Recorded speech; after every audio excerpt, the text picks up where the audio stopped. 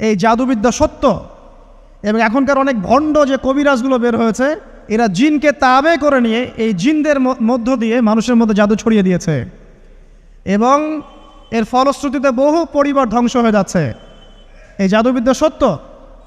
আরও একটা জিনিস সত্য, নবী সাল্লাল্লাহু আলাইহি ওয়াসাল্লাম বলেছেন ইন্না আইনাল হক, চোখের নজর সত্য। নবী করিম সাল্লাল্লাহু আলাইহি ওয়াসাল্লাম বলেছেন চোখের বদনজর সত্য। এই যে আমরা বলি ফেসবুকে এত বেশি ছবি দিয়েন না ভাই, ছবি তুলেন না, ছবি তুলেন না, বারবার যে বলি নিষেধ করি, কারণ কি জানেন? একটাই কারণ, বিকজ চোখ লাগাটা সত্য। মানুষের চোখ লাগে, এই কথা শুনলে অনেক মজুমদাররা হাসবে না? কথা বুঝতে পারেন নাই?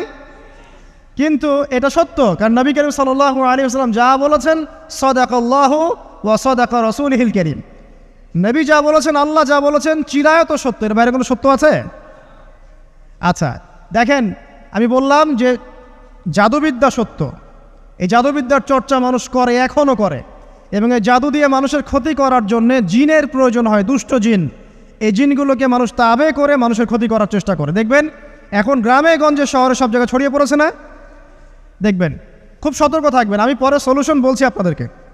আরেকটা বলেছি, নবী সাল্লাল্লাহু আলাইহি ওয়াসাল্লাম বলেছেন চোখের বদনজর এমন সত্য যে একটা উটকে এই রান্নার ডেকচির মধ্যে ঢুকাই ফেলতে পারে। আর একটা উট খুব সুন্দর ভালো, আপনি দেখছেন মাশাআল্লাহ বলেন নাই, নজর লেগেছে, উটটা মারা গেছে দেন, তারপর তাকে জবাই করে খেয়ে ফেলতে হয়েছে।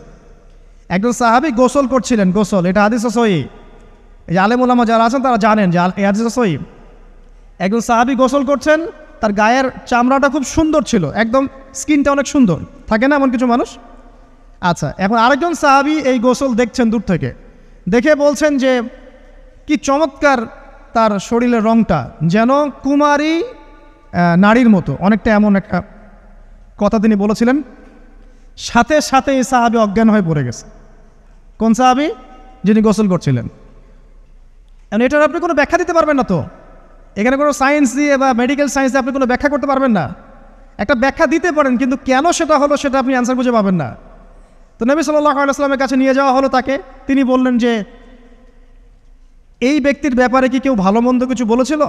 তখন একজন সাহাবী বললেন হ্যাঁ, অমুকে বলেছে এর স্কিনটা অনেক সুন্দর, তো ওকে ডেকে নিয়ে আসুন। ওকে ডেকে আনা হলো। ডেকে আনার পর নবীজি তাকে অনেক শাসালেন, তোমরা তোমাদের ভাইদেরকে কি মেরে ফেলতে চাও?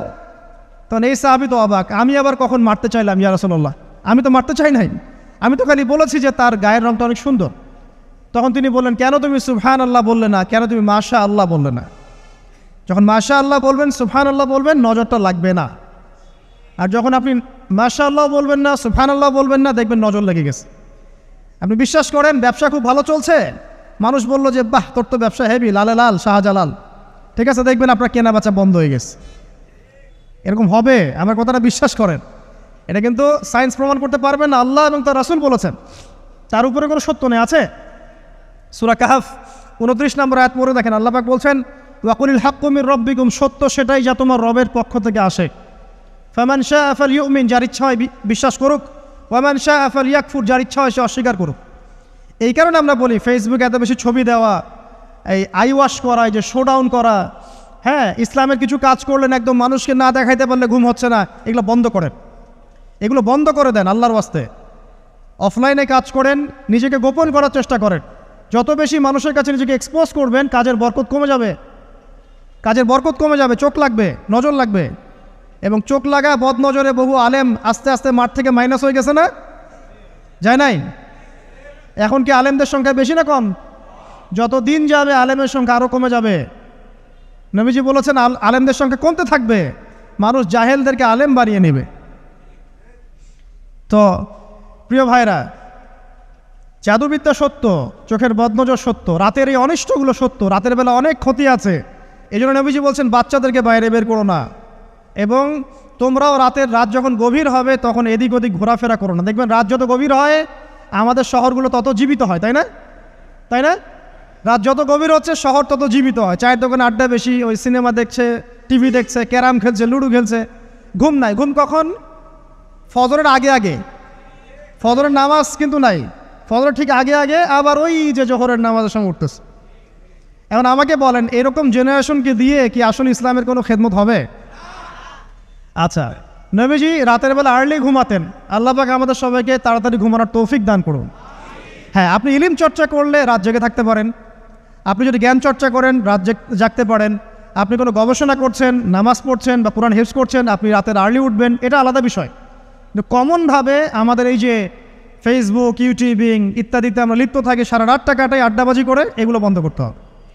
এগুলো বন্ধ না করলে ফিজিক্যালি আমরা মানে সুস্বাস্থ্যের অধিকারী হতে পারবো না, সারা দিনটা আমাদের একটা কি বলবো অলসতার ভাবে যাবে এবং দিনের বেলা কাজগুলো ব্যাহত হবে। এতে করে আমাদের উম্মার এই পুরো বড় যে তরুণ প্রজন্ম আছে এদেরকে আপনি সম্পদে পরিণত করতে পারবেন না।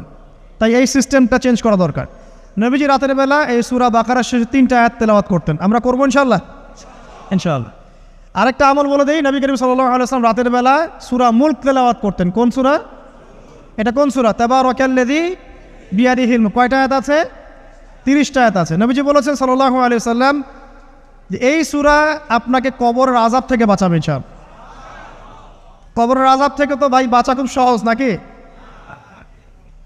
আমাদের মধ্যে এমন কেউ নাই, শোনেন, আমাদের মধ্যে এমন কেউ নাই আলেম জালেম মুফতি মুহাদ্দিস রাজনৈতিক নেতা পলিটিশিয়ান বিরোধী দল জাতি তারপরে যে সরকার দল যে আছে না কেন, কবরের শাস্তি ফেস করবে না এমন একটা মানুষও নাই, কেউ নাই পৃথিবীতে।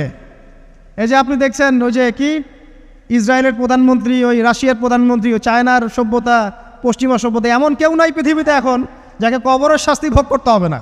আছে? সবচেয়ে লঘু শাস্তি মানে লঘু চাপ, এটা বলতে গেলে আসলে আমি ভাষা হারায় ফেলি, তারপরে বলছি আল্লাহ পাক আমাদের সবাইকে হেফাজত করুন, আমিন। একজন সাহাবীর নাম সাদ বিন মুয়াজ। কি নাম? নবী করিম সাল্লাল্লাহু আলাইহি ওয়াসাল্লামের সাথে একদম ডান হাত হয়ে যুদ্ধ করেছেন দীর্ঘদিন। বদর তিনি বীর সেনা, উহুদের বীর সেনা, ঠিক আছে, খন্দকের যুদ্ধেও বীর বিক্রমে যুদ্ধ করেছেন। তিনি আনসার সাহাবী, একদম মদিনার নেতা সাহাবী। সব সাহাবী কিন্তু একরকম নন, কেউ ছিলেন নেতৃস্থানীয় সাহাবী, তিনি ছিলেন একজন নেতৃস্থানীয় সাহাবী, ঠিক আছে, সাদ বিন মুয়াজ। নবী করিম সাল্লাল্লাহু আলাইহি ওয়াসাল্লাম এত ভালোবাসতেন তাকে, এত ভালোবাসতেন যে তাকে নিজের মনে করতেন যে সাদ বিন মুয়াজ আনসাররা আমার নিজের। 4টাখানি কথা। এই সাহাবীর খন্দকের যুদ্ধে এই যে হাতের এই দিকে সম্ভবত হাতের এই রগের মধ্যে একটা তীর এসে লাগে এখানে,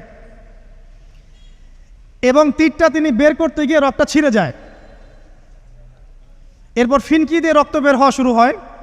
চিকিৎসা করে করে রক্ত বন্ধ করা যায় নাই, এবং এই রক্তের প্রবাহিত রক্তেই আল্লাহর ইচ্ছায় তিনি শাহাদাত বরণ করেন, তিনি ইন্তেকাল করেন। নবী করিম সাল্লাল্লাহু আলাইহি ওয়াসাল্লাম প্রচণ্ড ব্যথিত হন, মানে মনটা তার খুব নরম হয়ে যায় সাদ বিন মুয়াজ রাদিয়াল্লাহু আনহুর জন্য।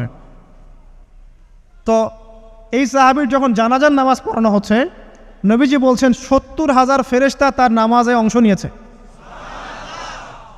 আর এই সাহাবীকে যখন কবরে শোয়ানো হয়েছে, নবী করিম সাল্লাল্লাহু আলাইহি ওয়াসাল্লাম পরে জানিয়েছেন কবরের যে মৃদু চাপ, সাদ বিন মুয়াজ রাদিয়াল্লাহু আনহুর কবরেও সেই মৃদু চাপ দেওয়া হয়েছে। আমি কি বুঝাতে পারলাম ভাই? আমাদের কোনো দাম আছে এখনকার পলিটিশিয়ানদের কোনো দাম আছে? এখনকার সমাজ নেতার কোনো দাম আছে? এখনকার সুদখোরদের কোনো দাম আছে? এই ঘুষখোর দুর্নীতিবাজদের কোনো দাম আছে? আমরা যারা কাঠমোল্লা হয়ে আছি আমাদের কোনো দাম আছে? সাদ বিন মুয়াজ রাদিয়াল্লাহু আনহু যদি কবরের শাস্তি তাকে না ছাড়ে, প্রশ্নোত্তর পর্ব তাকে না ছাড়ে, আমরা পার পাবো? নবী করিম সাল্লাল্লাহু আলাইহি ওয়াসাল্লাম বলছেন সূরা মুলক তেলাওয়াত করো রাতের বেলা, ইনশাআল্লাহ সূরা মুলকের তেলাওয়াত কবরের আযাব থেকে তোমাকে বাঁচান। আর আমাদের তো ভাই কবরে সবাই সাথে যাবে না, গার্লফ্রেন্ড যাবে না, বাপ মা ভাই বোন সবাই যাবে না। একজন ব্যক্তি সুদ খাচ্ছে, জিজ্ঞাসা করে দেখেন কেন খায়, বলবে তার সন্তানের জন্য খায়, তার বউয়ের জন্য খায়, তার মা বাবাকে দেখতে হবে তাই খায়, তাই না? একজন ব্যক্তি ঘুষ খায়, বলবে আমার পরিবারের জন্য খাই। একজন দুর্নীতি করছে, পুকুর চুরি করছে, বলবে দুর্নীতি করছে আমার পরিবারের জন্য খাই, পরিবার ভালো থাকবে।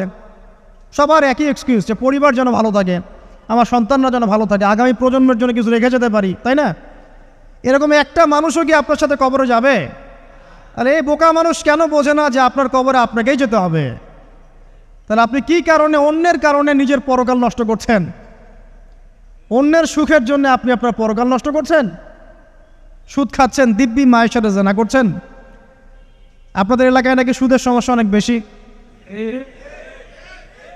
কয়েকটা হাদিস বলে দেই, আমি ওদেরকে আক্রমণ করতে আসি নাই, আমি শুধু তাদেরকে 3টা হাদিস শোনাতে এসেছি।